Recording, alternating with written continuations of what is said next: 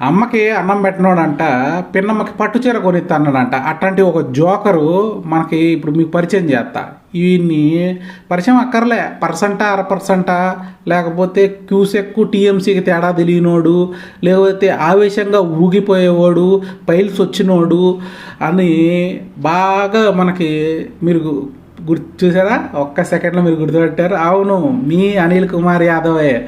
నెల్లూరులో దంతే నరసరాపేటలో పడ్డాడు. ఎందుకంటే ఎమ్మెల్యేగా పనికిరాడు. ఎందుకంటే అక్కడ చేసింది ఏమి లేదు అభివృద్ధి. రోడ్డు కానీ బిల్డింగ్ కానీ లేకపోతే వాటర్ డ్రైనేజ్ కానీ వాటర్ ఫెసిలిటీస్ కానీ ఏమి చేయలేదు. అందుకని వేస్ట్ అని చెప్పి పంపించేశారు. ఇక మినిస్టర్ గారు అంటారు మన పోలవరం కూడా పూర్తి చేయలేకపోయాడు.